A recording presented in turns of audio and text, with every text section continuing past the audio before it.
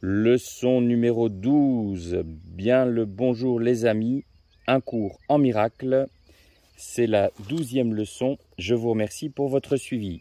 Je suis contrarié parce que je vois un monde insignifiant. L'importance de cette idée réside dans le fait qu'elle contient la correction d'une distorsion majeure de la perception. Tu penses que c'est un monde effrayant qui te contrarie, ou un monde triste, ou un monde violent, ou un monde insane. C'est toi qui lui donnes tous ces attributs. Le monde en soi est insignifiant. Ces exercices se font les yeux ouverts. Regarde autour de toi, cette fois-ci très lentement.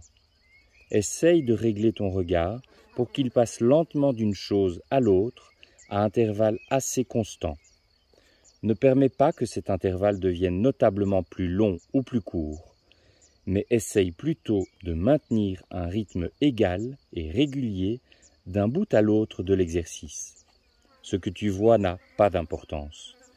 C'est cela que tu t'enseignes en accordant une attention égale et un temps égal à tout ce sur quoi ton regard se pose.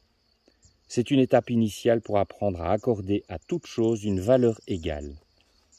En regardant autour de toi, dis-toi « Je pense que je vois un monde apeurant, un monde dangereux, un monde hostile, un monde triste, un monde méchant, un monde fou. » Et ainsi de suite, en utilisant les termes descriptifs qui te viennent à l'esprit.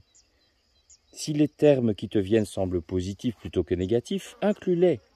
Par exemple, tu pourrais penser à un monde bon ou à un monde satisfaisant. Si de tels termes te viennent à l'esprit, utilise-les avec les autres.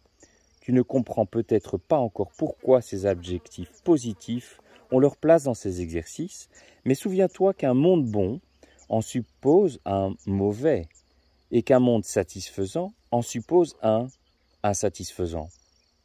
Tous les termes qui te passent par l'esprit sont des sujets convenables pour les exercices d'aujourd'hui. Leur apparente qualité n'a pas d'importance. Assure-toi que les intervalles de temps restent les mêmes, que tu appliques l'idée à ce que tu penses agréable ou à ce que tu penses désagréable. Au fin de ces exercices, il n'y a pas de différence entre les deux. À la fin de la période d'exercice, ajoute « Mais je suis contrarié parce que je vois un monde insignifiant. » Ce qui est insignifiant n'est ni bon ni mauvais. Pourquoi donc un monde insignifiant devrait-il te contrarier? Si tu pouvais accepter le monde comme étant insignifiant et laisser la vérité y être écrite pour toi, cela te rendrait indescriptiblement heureux. Mais parce qu'il est insignifiant, tu te sens obligé d'y écrire ce que tu voudrais qu'il soit. C'est cela que tu vois en lui. C'est cela qui est insignifiant en vérité. Sous tes mots est écrite la parole de Dieu. La vérité te contrarie maintenant, mais quand tes paroles auront été effacées, tu verras les siennes. Voilà le but ultime de ces exercices. Il suffira d'appliquer l'idée d'aujourd'hui 3 ou 4 fois. Les périodes d'exercice ne devraient pas non plus excéder 1 minute. Il se peut même que tu trouves cela trop long. Arrête les exercices lorsque tu commences à être tendu. Je vous répète donc la leçon numéro 12 du CEM, un cours en miracle. Je suis contrarié parce que je vois un monde insignifiant.